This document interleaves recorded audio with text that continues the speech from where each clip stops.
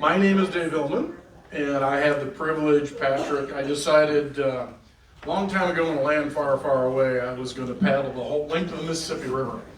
And we'll talk about why we did the Missouri instead of the Mississippi. But last spring, Patrick had me give a preview.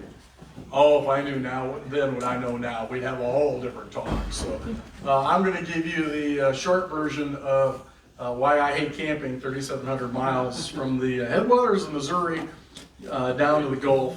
And I do hate camping, let me tell you. I shot 1,700 photographs. You're getting 121, so so there's a lot more to this. We'll have some fun. So here's here's the agenda. Hit the background, talk about the trip plan, talk about gear a little bit, and then we're going to go down the length of the river from top to bottom. On occasion, I'm going to stick weird stuff that I saw and some final thoughts and thank yous. Then if there's time, which probably won't be, I'll have some questions. So my background, I have been paddling for 46 years. I've been paddling since I'm 5, but I was competitive starting in high school, so that's 46 years ago. I've been privileged to be all over the planet for work, so when I was in Australia, I found someone there I could paddle, and I'm paddling Costa Rica and Canada, you name it.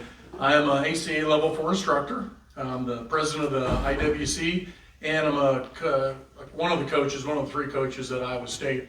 And you name it, I have gills. I've done flat water, I've done whitewater. Piper will get me in a whitewater canoe on occasion, then my knees hate me for about a week. Bottom right there, that's down in the Ocoee, just shredding. Done dragon boats for nearly 37 years, so I have gills. The one thing missing on my paddling resume was a big, long exposition paddle. The most I'd ever done is 3 days. And I thought, let's go big and go home. Go home came up a couple of times on this trip, let me tell you. So here's the length of it. I stole this from Norm Miller, but it's a great map to use. I started June 4th at Three Forks, Montana, mainly because you start any earlier, that you get snowed on, and I didn't want to carry 2 sets of clothes. I finished October 5th down at Burns Point. Paddled solo. If you're going to do this trip with somebody, you better really like them. Really, really like them. Or get together really well, because otherwise, I had some really ugly arguments with myself on several days. The one thing I would say, and Katie talked about it, and a couple people talked about it, previous speakers, didn't have a schedule. At the first, I thought I had a schedule. And one thing Norm Miller does, he interviews all the paddlers that do the Missouri trip. And one of his questions, post-interviews him after the trips, and one of the questions he asks is, what's your regret? To a person, it's I set a schedule. I was going to be here on this day, and here on this day, and here on this day. These trips don't work that way. I ended up being windbound 5 days out of 124 days. I was a slow learner. I spent 8 hours going about 10 miles once. We're never doing that again. And then out of the 10 or 15 of us that were on the Missouri crew, I was the only one in 2022 that went all the way down to the Gulf. I'm an engineer, retired engineer. My buddy Ross did the stats. 37. My GPS at the end said 3,743, about 700 hours. It's 2 million strokes. I didn't know I was going to take that many. An average paddling day is right around 8, whether I was on the Missouri and Mississippi. Average speed right between 4 and 6 miles per hour. And the average day was right around, on the Missouri 23, because I was making more stops. And you'll see it when we get down to Mississippi, a little longer, 35. Those long days, 60 and 54, I like to stand up here and tell you, yeah, I was going well that day. That was a great day. The truth is I couldn't find a camping spot, so I couldn't get off the water. So I just kept going.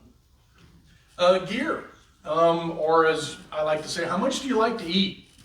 If you like to eat a lot, you should take a canoe, because you can only put so much in a kayak. But I had a current design Gulfstream, 17 feet long. I wish it was 18. A little more room would have been great. I had a skeg. We're going to talk about skeg later. I wish I had a rudder on the lakes. On the river, I was fine. But on the lakes, a rudder is very, very handy. Big hatches front and back. I had a Werner whitewater kayak paddle. In fact, I stole my son's ducky paddle because it's 240 centimeters long. Huge blades. It broke down. It was nice. I took one. It's probably the one thing I got the most criticism on. You only took one blade. 46 years, I've only broken one Werner paddle. And that's because I put it between two rocks and kept going downstream. I didn't use my paddle as a shovel. I didn't use it as a tent pole. My paddle was my paddle, so it held up well. And yeah, the one thing I'll soapbox on, life jacket. As you see, there are going to be places during this trip where I'm by myself in 5 miles of water. There's nobody around me anywhere. You have to wear your jacket. As an ACA instructor, I do just for certification. I do anyway, just as a paddler. But I see people without jackets. Katie, the numbers are up. It's 87% last year from American Whitewater. 87% of the people, paddlers that drowned weren't wearing jackets. We can change that number. And yeah, I'm big on, well, I don't wear it because it's uncomfortable. Go get it fitted. I mean, the one thing I could have done, the jacket, I wore my whitewater jacket because it's the one I'm most comfortable in. Literally at the end of the trip, because it was so hot and I was sweating, my back was wet for 5 consecutive weeks. I should have switched over to maybe a buoyancy jacket. That would have been one thing, but you always wear a jacket and you'll see why. And then ideally it was 50 pounds of food and 50 pounds of food and water and 50 pounds of gear. Well, as an engineer, we failed that lesson. Important gear, my inReach. I had an inReach GPS. Cell phones do not work. There were a lot of times when I was past St. Louis, I didn't have cell coverage. You're out in the river, you're not near something. Montana is really Montana. There's nothing up there but beautiful country and water. The cell phone, despite people saying, oh, you'll have good reception, I didn't. GPS is tied into the Iridium satellite system. My son made me, every morning, my water plan was, I'm on the water. When I got off, I'm off the water. His words were that if I stayed one place, because you can follow me down the river, if I stayed one place for 4 days and didn't send him anything, he'd come get my boat. I said, not my body? No, your boat's worth more, Dad. We don't care about you. Food, we did a food swap, and there's a lot more stories than I have time to, but I did finally end up on Mountain House. It was wonderful to take your jet boil water, pour it in the pouch, sip it up, and you're done. I could have dinner ready in 3 minutes, and there were a couple nights I needed to. I did have a solar panel and 3 power bricks, but it turned out I was near enough electrical to plug in about every 2 weeks to keep them bricks up, so the solar panel really became backup. I had 4 10-liter MSR water bladders. I started the trip with all 4 filled, 8 pounds a gallon. That was bad math on my part. Most of the trip, I figured out very quickly, that's too much water. I could get to water. So I had 20 liters. I kept most of the trip full. 20 liters would take me 9 days. I used about 3 liters a day, and you're always near water. I had a backup filter, which would have been fine. Once you get south of Sioux City, you are not going to drink the water. You're not going to filter the water. You don't want to go in the water. We'll talk about that too. We'll talk more about tents, but your tent better take 50-mile-per-hour winds multiple times. And then river angels. There is such, I don't know how Dave Miller, who started this, he's the book in the Bible, I don't know how he did this 25, 30 years ago, because much, much harder. I had a list of numbers I could call people. My best story is I'm out in the middle of Oahe and there's a motorboat coming at me, and I turn one way and they turn that way, and I turn this way, they turn that way, and I finally figured out, well, either he's coming to see me or he's coming to kill me. I don't know which. He's a river angel. He was watching me come down on the track. Shows up, do you need water? I got some cookies for you. I just like, it was amazing. It's just, the river angels are so cool. Portage cart. You do a lot of self-portaging. You get a lot of help, thanks to Patrick a couple big times, but your portage cart needs to be held up. And I had a portage cart, worked really, really well. Kept it the whole trip. I'll talk about that. And there's me on the water. In that picture, I look like I'm floating really well. I'm still sitting on the sandbar. We're going to sink. I was way overloaded when it started. The front there, I had everything in I could, the portage cart and the tent and a dry bag are on the backside, my deck bag with all my maps and GPS stuff in front of me, and then my clothes are in that dry bag on front. And that's the way I ran down the river. So, first of the weird stuff. Who in here likes Pop-Tarts? Nobody likes Pop-Tarts? Holy cow, what's wrong with you people? I love Pop-Tarts. Pop-Tarts in the morning for breakfast are great. However, your food is going in and out of your kayak hatches once a day. You don't eat Pop-Tarts on these trips. You eat Pop-Tart crumble. It's just like apple crumble. They're really good. It still works really well. The other weird ones coming up next is someone had told me you should have a playlist. So I don't listen to music on the river as a whitewater paddler, and I am very much a whitewater paddler at times. You listen to the river, and down when you got on Mississippi, you listen for the tows. So I had music. So at camp, I wanted to listen to music. And if you do a 10-play song list, you'll know every single note after 4 months. So I had 1,000 songs on there. I had rock and roll. I had trans-Siberian orchestra. I had rap. I have everything you could think of. Think of the last song on the way up to the put-in. The radio stations in Montana leave something to be desired. So we were playing my playlist. And some of you, Patrick knows this. So here's the last song of all the songs I could have had before we unplugged it and I got on the boat. Here's the last song I got to listen to. Anyone recognize the wreck of the Edmund Fitzgerald?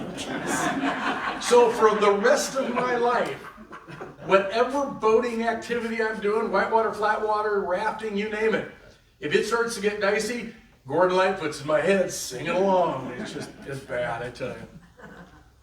So what is interesting, and I learned this as part of my background for the trip, is the Missouri River we know today was not the Missouri River a few 100,000 years ago. You notice there's no Great Lakes on this map, because before the ice sheets, everything pretty much went up to Hudson Bay. A good share of the Northwest and the central part of the U.S. just flowed up all the way up into the Hudson Bay. However, once the ice sheets came down, they had a pretty profound effect on what happens with our water. So it forced the Missouri River, what we now know as the Missouri River, to go east and then cut down through the Dakotas. The ice sheet came in and it just couldn't go any farther up there. That made it, between the Missouri and the Mississippi, that's the 4th largest river system in the world. It drains 10 U.S. states and 2 Canadian provinces. And the thing that I learned out of this is normally, if a river is a tributary to another one, that other river is longer. The longest river, everything else feeds it. Well, if you look at the Missouri is longer than the Mississippi. If you put all the water back in we take out for irrigation, Missouri has more volume than the Mississippi. So technically the Mississippi is a tributary of the Missouri, but history was not kind. We found the Mississippi first, so hence Missouri will always be a tributary to the Mississippi. So let's get on down the river. The first part is the upper, if you go by Dave Miller's book. Starting at Three Forks down to the end of the Missouri River National Wild and Scenic, down to James Kip. And you got to go around 5 dams, and they're not huge dams. I thought they were big until I got to see the ones in the middle. And but you can get around those in about 400 days, 400 miles in 12 days. Scenery is great. This is not an Iowa cornfield in any way, shape, or form. Beautiful up there. The river was great. Water clarity was great.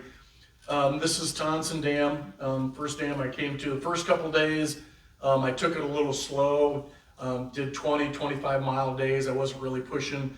I hadn't put the tent up all that many times, trying to get a routine down.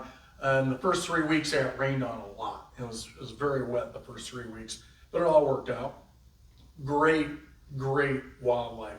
Deer in the upper right, cormorants on the left. Turkeys, I didn't sing, I didn't make a sound. All you heard from me paddling is my paddle stroke going in and out of the water. So I snuck up unintentionally on lots of wildlife. Turkeys would be down at the water drinking when I would go by. I now know why eagles are no longer on the endangered species. I probably saw 3,000 eagles the whole trip. There was one day down near New Haven, I saw 25 pairs of eagles. They are eagles. You've seen on TV the eagles upside down fighting each other. I got to see that in real life. It was really cool to watch the eagles. And then there's pelicans everywhere up there. It was wild to see the pelicans. So the first lake I hit was Canyon Ferry. And the one thing I didn't do was make sure my spray skirt fit on my cockpit real well. It did until I put the really nice backing. I got a nice high seat and I didn't retry. So the first 4 weeks of this trip, I was open decked. I had no spray skirt. So I had a 25-mile-an-hour tailwind when I hit Canyon Ferry Lake, and I thought, this is great. We're going to surf all the way down this thing. And then I found out when you weigh as much as you do with all the gear I had, you wallow.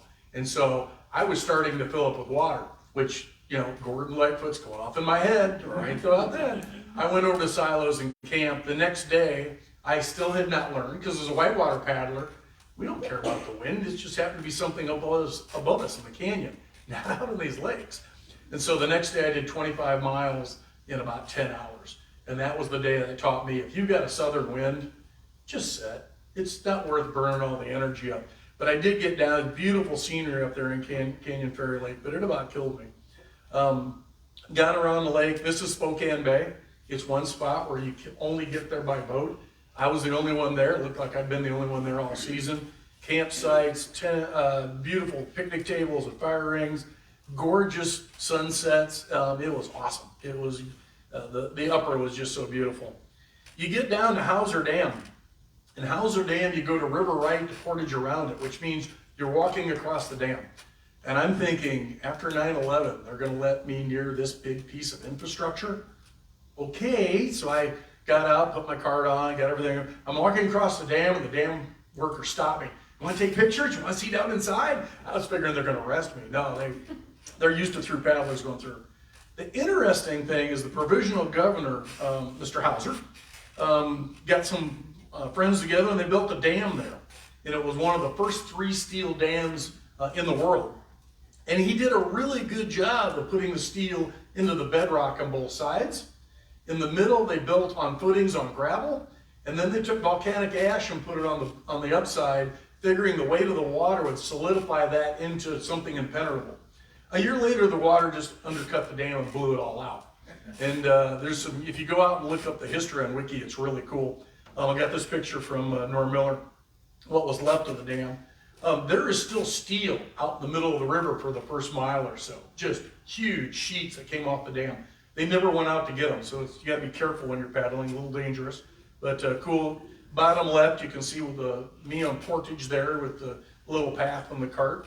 Portages were not bad. You just had to realize you're in river time. Take your time, have fun.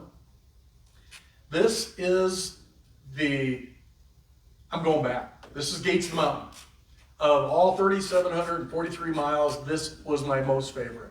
The only way in here is by boat. There are no roads, no nothing, no anything. It looks exactly the way Lewis and Clark saw it.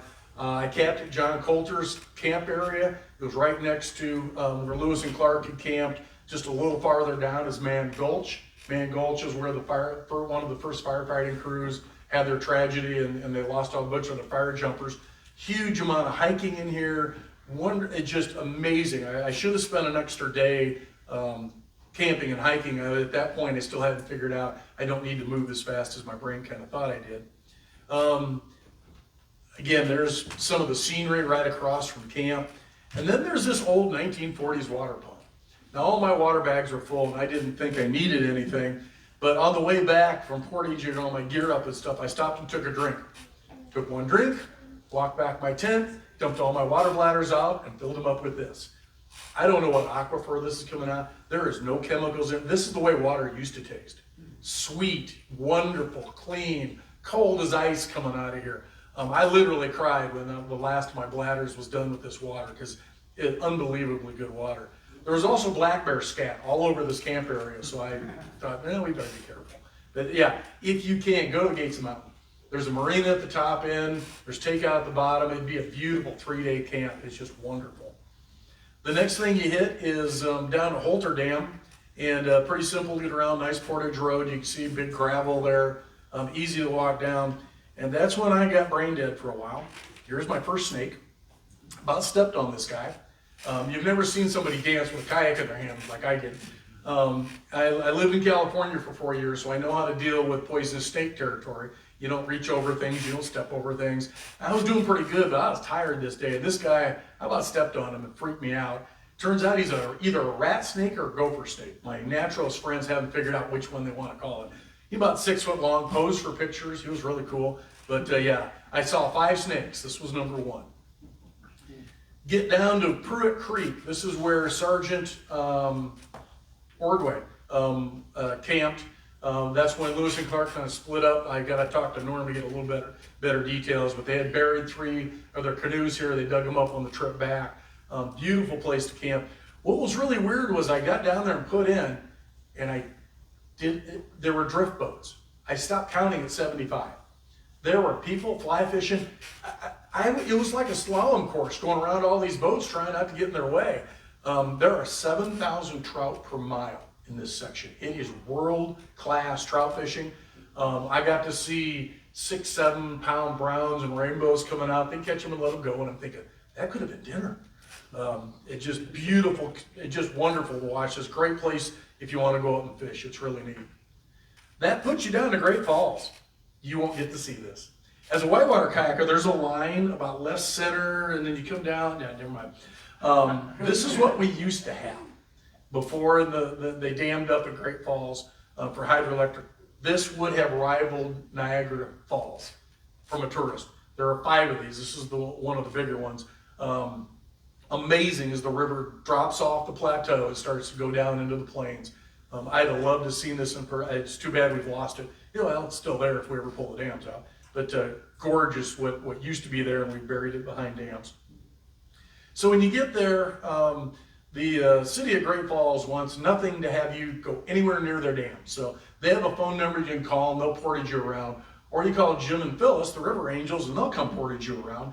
And so I called Jim, and he came by with his truck. We loaded up my boat. He takes me down to Carter Ferry, and away we went. So again, River Angels, amazing. You want to make sure you got to go to a grocery store. Do we need to go to CVS or anything medical? Just unbelievably taking care of the through paddlers.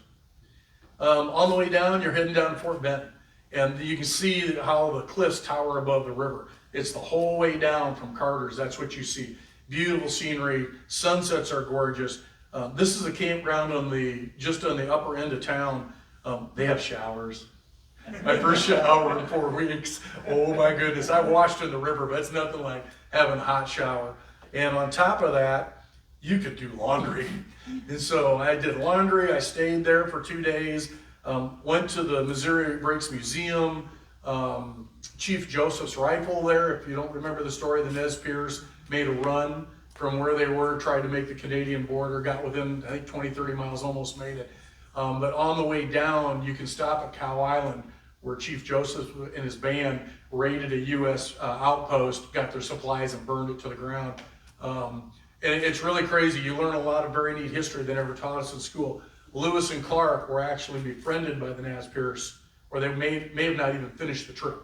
And then 25 years later, we're chasing them down. It's just amazing dynamic of U.S. history of how things go good and bad and around. Fort Benton's a wonderful town, huge history. You can see a lot of stuff. The restaurants are really good. I wasn't eating out of a bag of food. It was wonderful.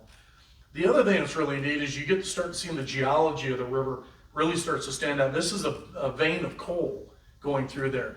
And at one point later on in the steamboat era, instead of using wood, they would go up and hack coal out of here and fuel the boats that way. So that was pretty cool.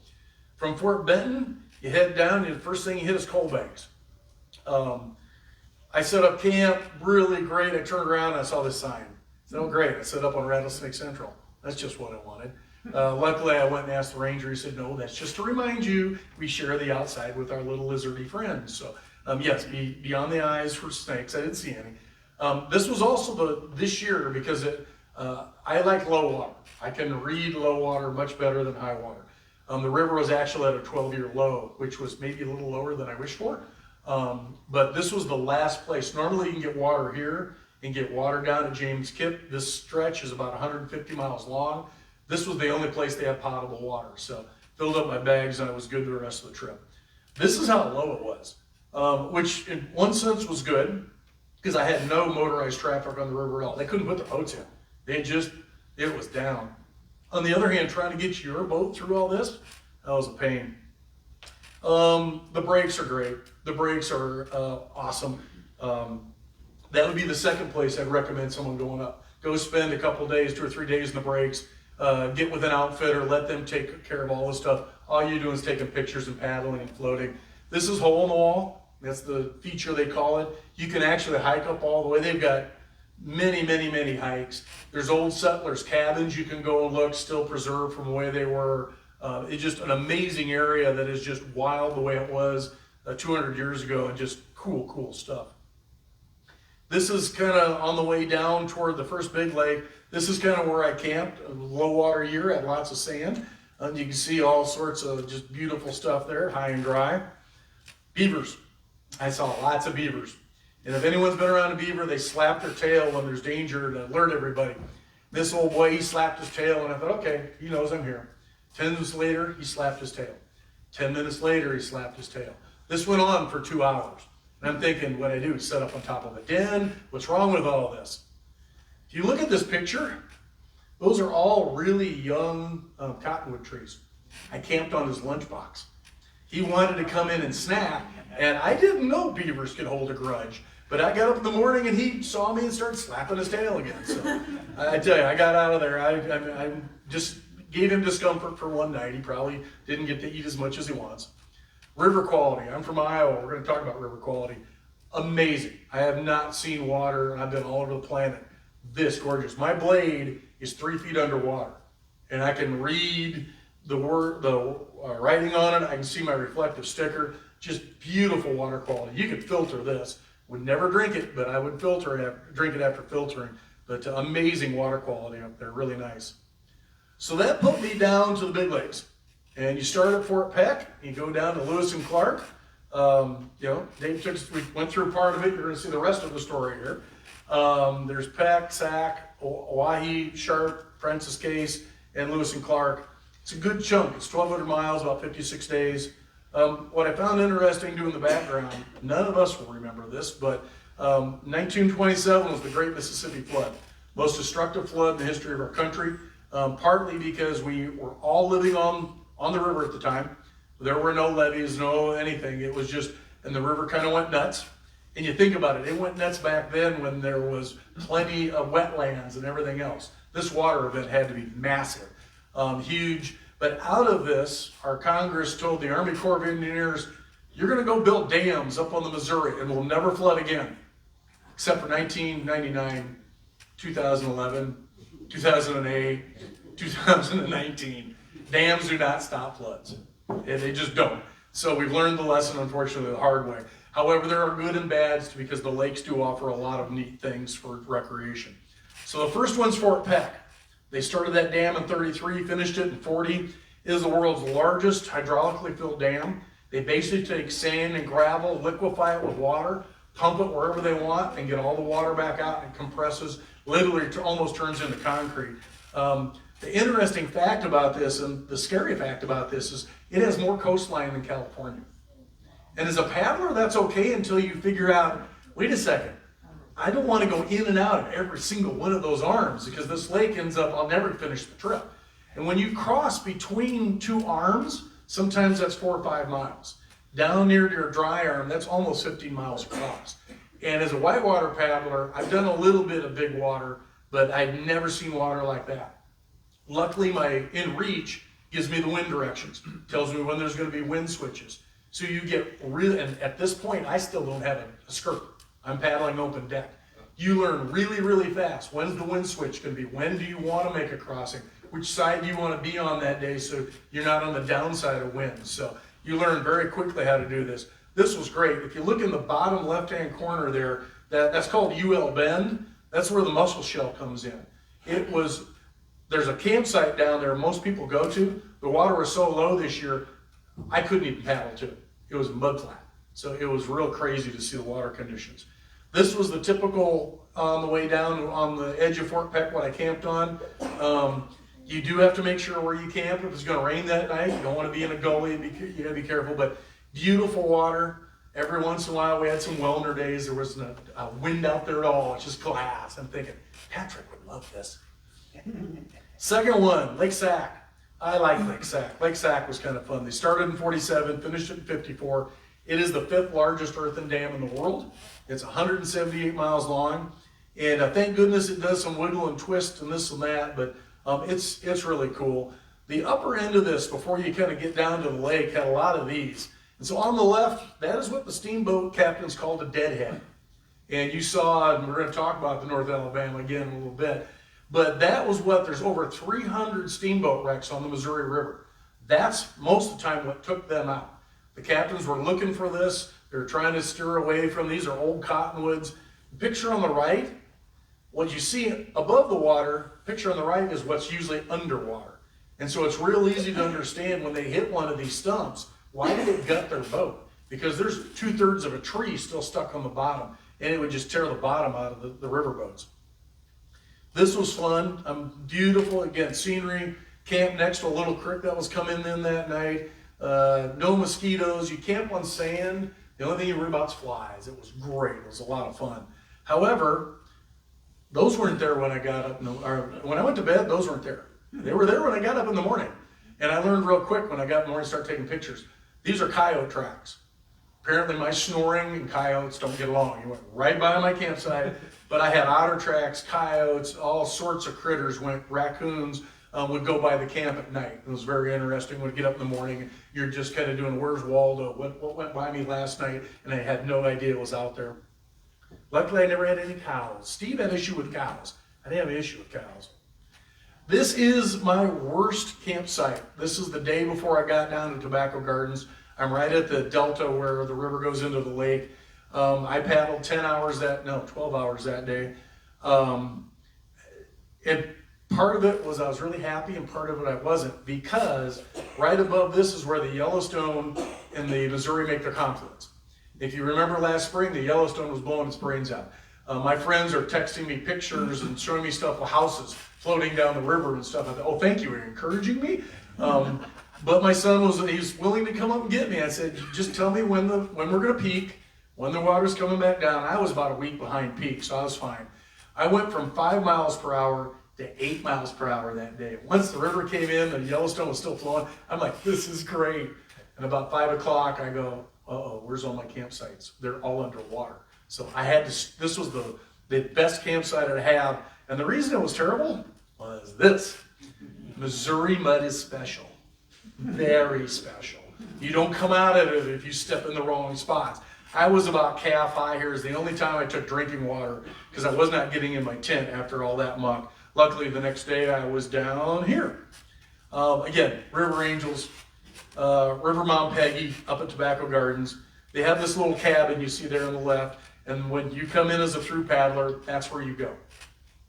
You get a bed, you get a mattress, they have showers, there's a restaurant. I stayed 3 days. I've been on the river for a month for the longest, and I thought, oh, it's just so great. I got to be part of her crew. I go help clean up fire pits, and it was just a good way to relax.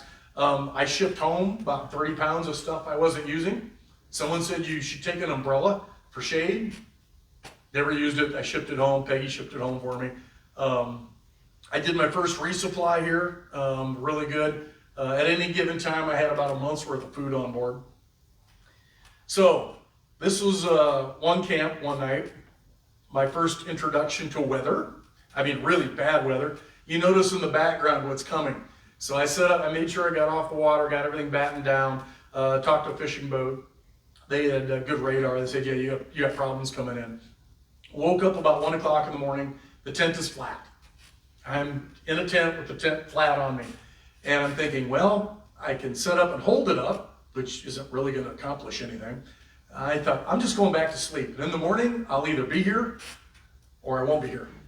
So I went to sleep, got up in the morning, everything was gone, camp was all good. The tent poles had a permanent set. Thank goodness for aluminum poles. I had aluminum, not fiberglass. I'd have probably snapped the fiberglass. Your tent has to withstand, I had 3 50-mile-an-hour storms. You have to withstand that. What was funny is I had a little bit of cell phone coverage, and this baby went on through and down to Iowa, and my friends and I were going, did you see the big storm that came through here? We had 3 tornadoes. We had to get in our shelters and stuff. And I said, yeah, I was in my tent when it came through. They're like, oh, we forgot about you. Yeah, thank you. Geology is amazing up there. I don't know what made this rock, but it's a cool rock. It's just some kind of crazy. I stopped many times for lunch break and would just walk the shore, looking at fossils, looking at the geology. Just an amazing area. Lake Sac is just full of stuff and very, very cool. Then we get to Oahe. I hate Oahe. For the record, I probably will never go back to Oahe. They started the dam in 48, finished in 59. It is the 4th largest reservoir in the U.S. It is, if you start from where the dam ends, not at Bismarck, it's 260 miles long. Down to Bismarck, you're still on river, which is kind of nice. But you see the white caps in here. That's a 25-mile-an-hour day. I was windbound. They don't look real big till you're out there. This was, I had a skirt. I got a skirt that fit, thank goodness. And for those of you that do big boating, you notice a lot of the seagoing skirts have bibs on them, so you pull that tunnel up to your chest. This is the only time in 46 years I've ever had to warn the storm bibs. I had water go across my boat, across my waist. The boat was completely underwater except the very ends every time a wave washed through. I only did one of those. After that, I said I'm never going out the water. The wind was 25, 35 out of the northwest that day, and I was trying to get down to State Line Marina. But this lake runs north and south. And I think, Katie, yeah, you said it. The wind comes out of the south all the time. I was very lucky. I only got windbound 2 days. The rest of the time I was able to get around it, and very, very lucky. Beautiful, wonderful. I got up one morning, this is up at Sugar Bottom, looked to the north, looked at my radar, thought, that storm's going east, I don't care, no big deal. Didn't go east, went south.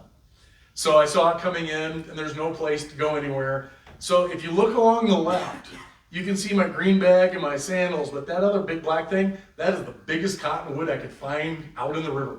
So for 45 minutes, me and this cottonwood are having a wonderful conversation. Lightning's going off, it's raining like crazy, and I just pulled in and stopped. That's the last time I did that. If it looked like I might have weather, it just makes more sense to stay put, and I did twice, and let the storm go by and then take off.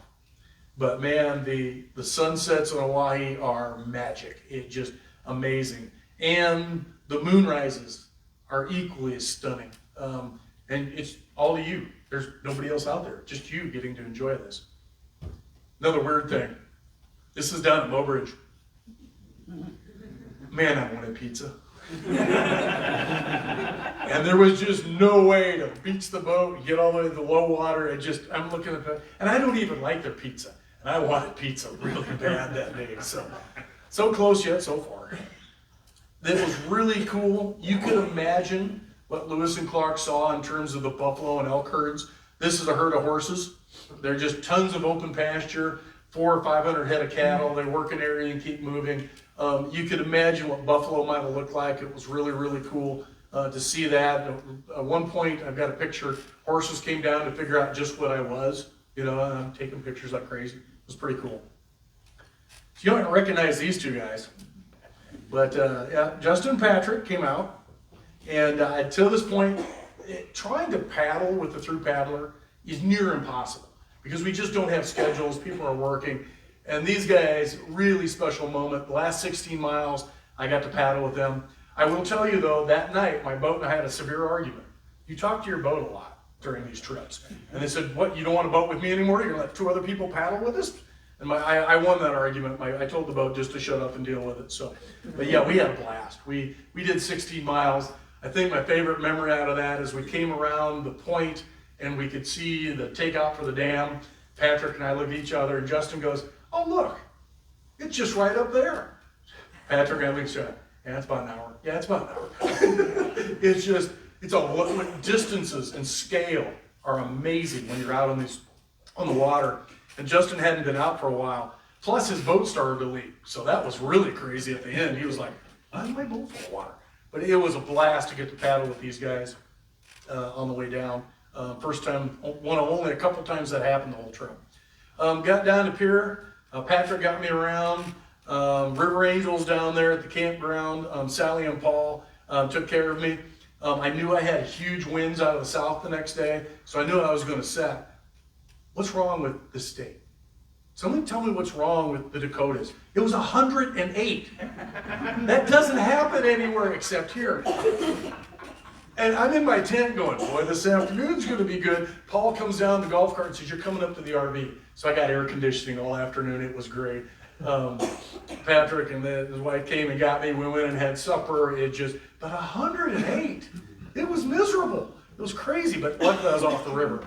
The neat thing is then the next day when I took off, I had a 5-mile-an-hour tailwind to get to do Lake Sharp. The lakes are starting to get smaller, only 84. The neat feature on here is Big Bend. You see that down there in the lower right. The river runs into something it couldn't carve through. So it's about a mile portage over the neck down there where right where the river hits it. It's 25 miles around. And a lot of people will just portage and say, I'm on a paddling trip, not a walking trip. So 25 miles, and I've been told that portage is lots of fun. So I was glad I did it on the boat. But I did this lake in 2 days. I did 54 miles that day. What was the campground you're trying to get me to? Up at the West Bend? West Bend. I was trying to make it, just couldn't get there. And so I ended up here. I'm a little close to the shore. The sandbars weren't great, but a nice one. The mosquitoes are horrible here. I have a bug suit. I look like a dork in a bug suit. You wear your bug suit and the mosquitoes get bad. You have to. I'm used to seeing it, but this was the first really good example. Zebra mussels. They are in the lakes. They are a problem. They really can mess with man-made infrastructure, intake valves, and things like that. I could live with what's going on in the infrastructure. What bugs me is, you can see here, they kill our native clams because they get on the top of them and then the native clams can't do what they want to do. So I found several cases there in Sharp where there are a lot of zebra mussels up near the shore. Got down to Francis Case, 11th largest reservoir, but only 108 miles long. Again, they're getting smaller, they're getting more river-like, less lake-like, which is nice. The thing you got to worry about here is tree farms. There are still trees from when they flooded, and there have been several through paddlers where a wave picked their boat up and landed them on a stump. And that basically means it punches a hole in your boat and you're done. So I was zinging around. The other thing is, most of us are used to paddling with very empty boats. You just bounce off things. I weigh nearly 300 pounds, water, food, gear. You hit something the wrong way, you damage your boat badly. So you've got to take a little bit different look at it. I started to slow down too, because there's something coming up. And Will found me, or I found Will. I had been talking to, where's Will? I know he's here. Here. Where? Back here. There we go. Thank goodness for Will. He gave me a couple ideas. This is Pease, right? Pease Creek. Peace Creek, yeah. Yeah. Oh my goodness. Wonderful place to stay, water everywhere. He took me into town to eat. It was like, I stayed here 2 days because I was trying to hook up to be part of the Morph Rendezvous, which was great. Will, thank you. He brought me more animal crackers. I love animal crackers. They don't crunch on the river, and they work really well in your boat. And of course, the last one is Lewis and Clark, and this is where I could hook up with the Morph crew. Only 25 miles. But the bigger thing is, at this point, it's like, hey, St. Louis is starting to be, I can start to feel it. I'm only 800 miles out. The other trick was slowing down. I'm probably the only person on the planet that thought COVID was a great thing. Because if it wasn't for COVID, the rendezvous wouldn't have been delayed. I was still trying to figure out the end of my trip.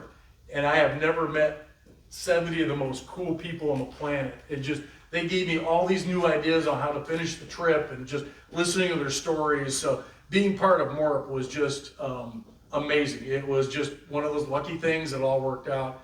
There's the camp below the dam, big green grass. You saw we had the party and big things going on that night before we took off. Here's this guy again. Thank goodness he has a pickup truck. He towed me on down. It was great, portage cart. It worked out really well. Yeah. Then there's this at Springfield. That didn't go by the camp. That went through the camp. There's what's left of somebody's tent. We had a trailer with boats blowing into the water. Jim, did your tent survive? I had a bent pole. Oh, he had a bent pole. We were duct taping and KT taping pole. Jim Manuel's tent was flat. That tent, my buddy Mike, I paddled with quite a bit. Every single thing he had was wet. His whole tent was down. He slept maybe 10 minutes that night. He was soaked. I mean, a lot of people stuff. What was really cool though, you're hanging around with 70 people going, oh yeah, that's just storm cloud. They'd all been through worse. It was like, wow, this doesn't bother anybody? Now we're okay. It'll go away. And it did. It was fun. It was just neat to be with people who had a different perspective on 70-mile-an-hour tornadic winds going through your campground.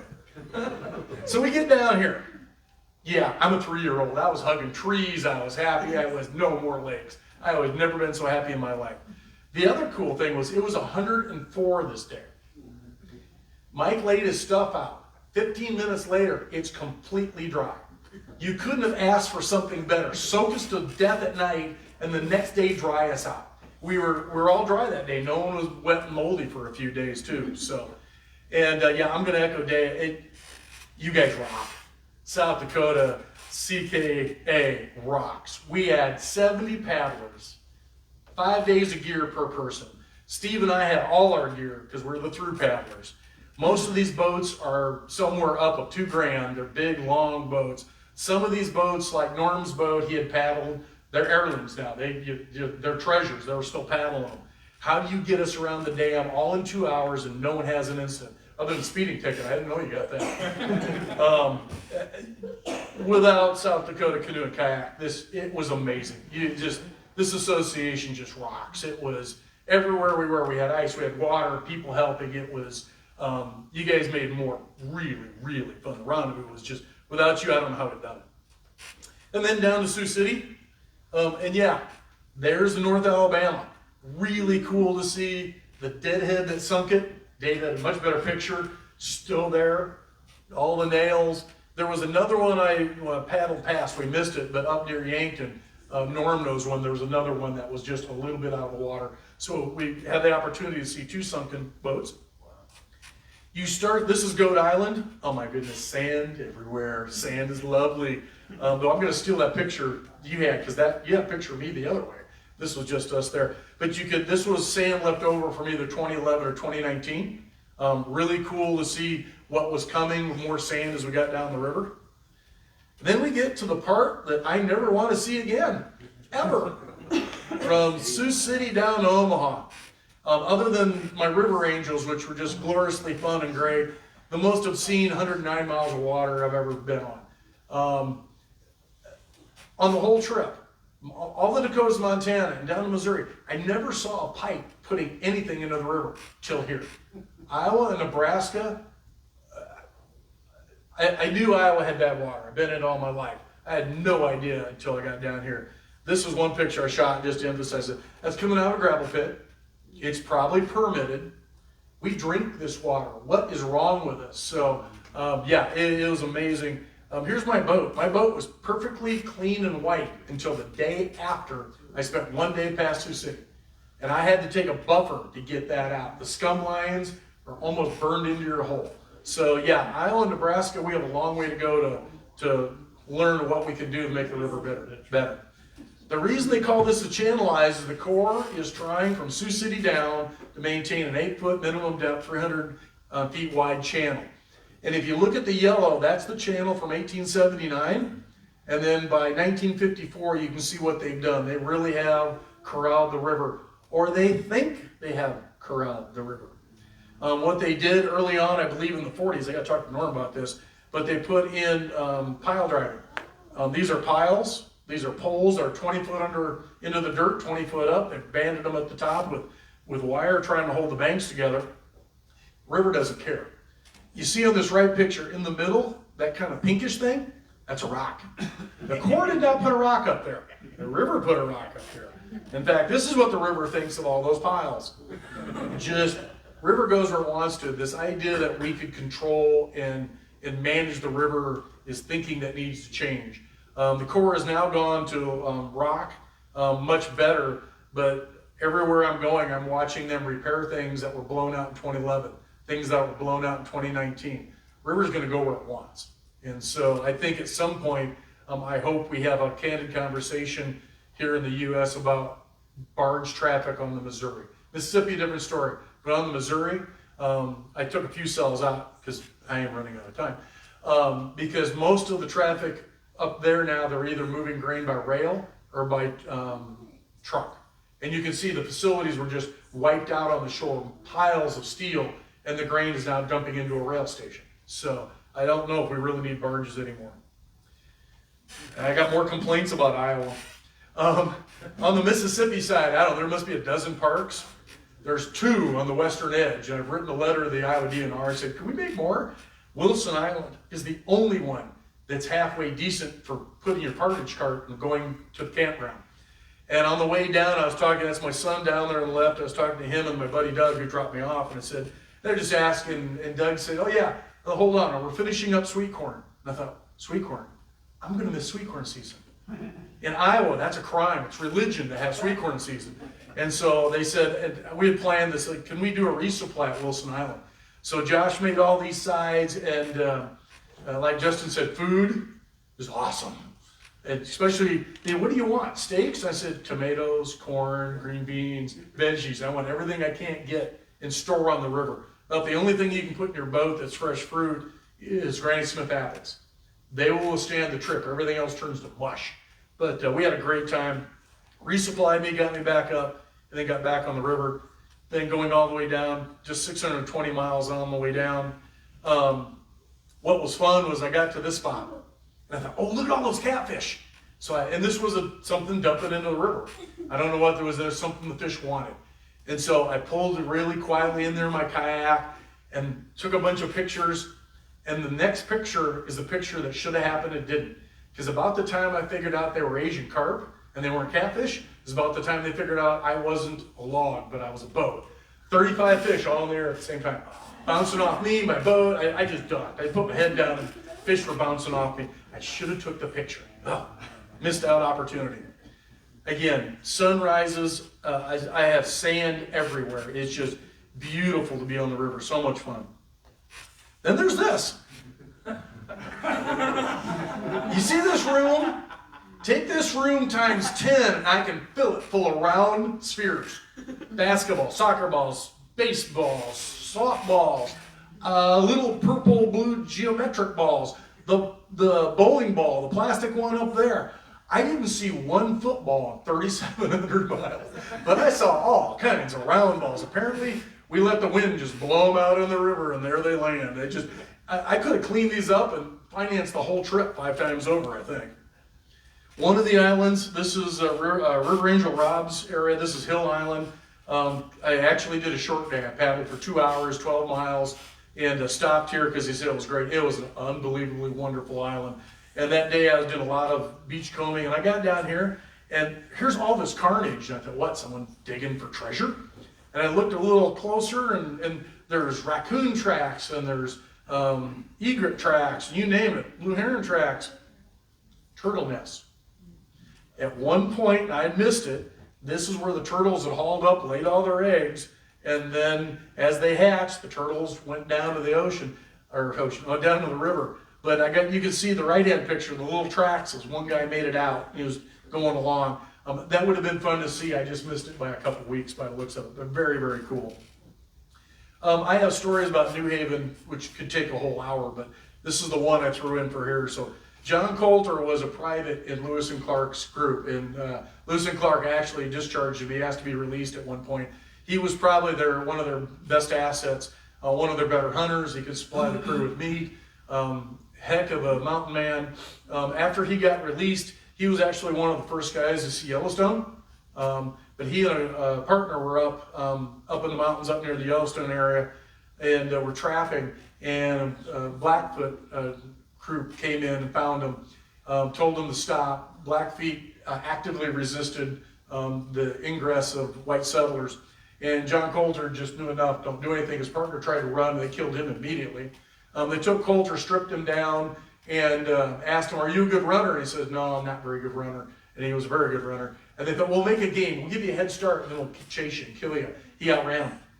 He hid underneath the beaver dam, and then they finally gave up. He walked 200 miles naked, barefoot, to the nearest fort. He settled in New Haven. And what's really cool, the folks in New Haven, he lived there for the rest of his life. They wanted to commemorate this.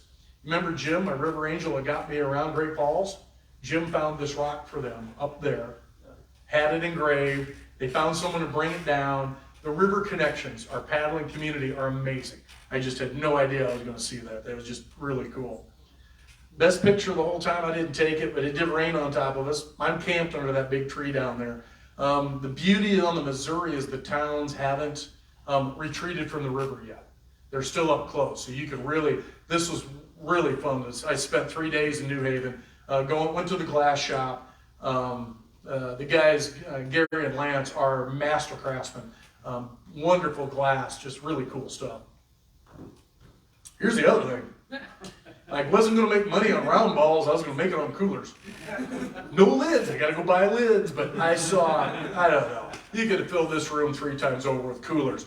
I don't know what it is. Do we just drop them out of the boat? Do they fly? But I saw coolers everywhere. It was Really, really weird.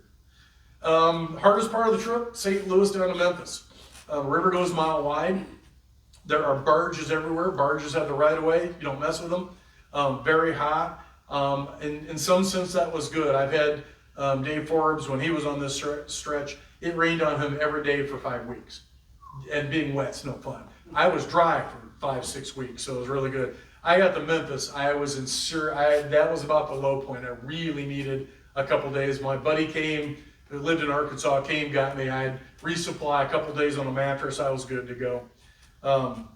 One of the neat things up there is chain of rocks. You can take the channel around us. That's where all the barge traffic goes. But you've got about I think it's a 7-mile section that most of the paddlers do.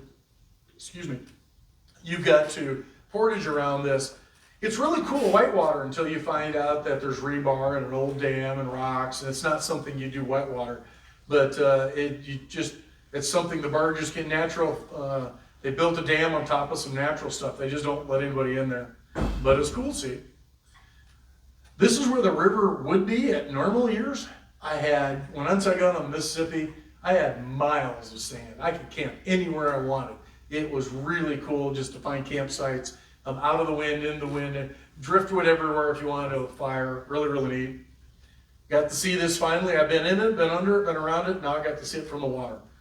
Pretty high point on the part of the trip going by. And then you run into barges. This is the typical one. It's 4 wide and 7 long. They are big. The biggest I saw was a 7x7 coal barge. The barges are a little smaller. You do not get near these because of that. Now, luckily, you're quite a ways away. They don't cause any traffic issues. They slide turns on the Mississippi like a race car at Indy. They slide around it. A tugboat can push or pull. It can't go sideways. So they just do the Mississippi slide around these turns. So that meant, and I as a paddler, I'm always on the inside. They always want the outside. And since the water was low, there was no current to be grabbed on the outside. So it worked out really, really well. Missouri has one state park. Remember, I hate to camp. I like to find places that have toilets and showers and lots of neat things. This is Trail of Tears State Park there in Missouri. Beautiful history. I came in early, went up to the museum. There's a grave in here, the only known grave of one of the Native Americans. For those that don't know, Trail of Tears is when the U.S. forcibly took the Cherokee out of the Carolinas and marched them to Oklahoma. Lost a lot of the native tribe in that march, forced march. This is one of the trails. They have a beautiful history here to get to learn about this from a lot of different angles, but they had showers. Took 2 showers that day. Water, electricity, I charged everything up. It was a good break. The Mississippi, and it's the reason I did the Missouri, it is very stale. It is managed to have a 9-foot channel. This is a manufactured rock concrete apron. They put these on the shores to keep the erosion, keep things down, and they're everywhere. So what you really concentrate when you paddle down here is the sandbars. Those are eagle tracks. Big bald eagle hopped here, and then I paddled up, and he just hopped up on the sandbar and kept on going. Got to see eagles everywhere. It was really cool. Anyone have a guess what those are? You see the little squiggly thing? What reptile has both feet and a tail? Turtles. So I never got to see these turtles. Apparently turtles are very smart. They don't want any paddlers near, but I got to see lots of places where turtles have pulled themselves up.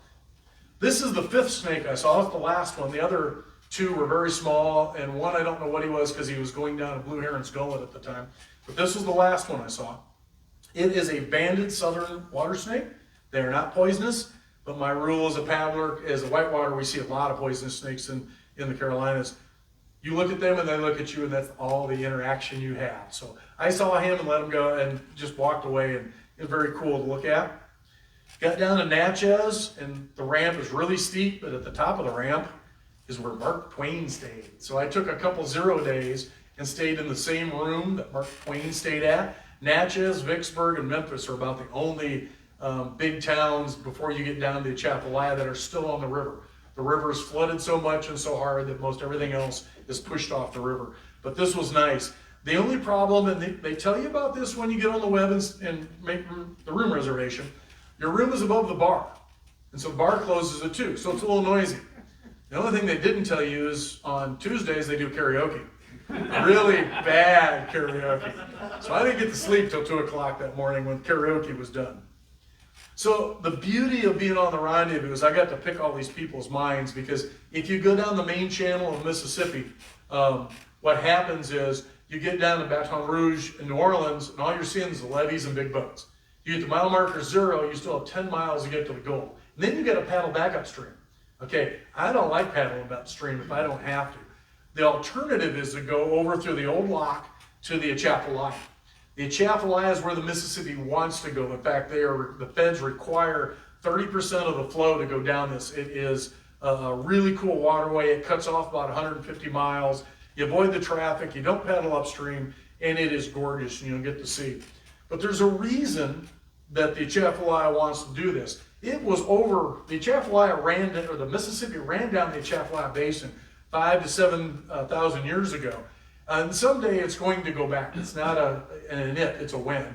But in the history of the Mississippi, at one point the Mississippi and the Red, if you look on the left, were parallel. And then the Mississippi had a meander, and it intersected the Red. And so the Red became a feeder, and the Atchafalaya now becomes a distributor, water going out. Well, in the 18-whatevers, this was called Turnbull's Bend. Took 3 days for a steamboat to get around this. That was far too long. We as civilization were impatient. So Colonel Shreve of Shreveport, he made a cut through here. When he did that, the river goes, hey, this is faster, and it's a better gradient, and I'm going to go that way. And what happened is the old meander got cut off, and the lower area was a lower gradient. The Mississippi goes, I think I want to go that way. The Corps estimated that in 1954, by 1954, if they didn't do something, New Orleans would be a dry port. Mississippi would have gone that way because we enabled it to do that. Now they have what they call the lower river support structures and the old lock. In 2011, here's one of the support structures. 2011, this almost got wiped out. It was real close to being destroyed. The river just decided that's where it was going to go. We spent millions of dollars repairing this. I have never been through, as an Iowan, we have a lot of locks up on the Mississippi. I never got to take my boat through a lock. This is the only lock once you get south of St. Louis. And I thought, yeah, I get to go through a lock. This will be cool. It's under repair till November. Good thing I had my portage cart, so I portaged around it. What that means is you got 150 miles to go. You go down through here, you're going through the largest wetland in the U.S. It's 35% of last of the wetland. It's really cool. There's wildlife everywhere, including my buddy, Mr. Alligator. I saw 3 like this. He's at least 15 feet long. He wasn't quite as long as my boat, but he was close. The week before hunting season was done, alligators don't bother you. I know a lot of people, you're going to see alligators. What are you going to do? Paddle right by them. The only time this guy went in the water, most of the time once they see you, down they go and they're gone. This guy went in the water, came back up to look at me about 20 feet away. Yeah, the adrenaline kicked in and I was ready to do something. He just submerged and was gone. Second to last day on the Atchafalaya, found this wonderful campsite, chased a couple 5-foot alligators that are up there sunning themselves off. Get out of here. Underneath a tree, I had good cover. If the weather got weird, it was great. Made supper, and I thought, I'm going to go explore. Walking around, and I found this. I have a size 12 shoe. Mr. Alligator, I think, wears 13, 14. Big. There was a big boy or girl on this pad at one point. I am glad I didn't get to meet him. Wonderful cypress. All the Spanish moss down there.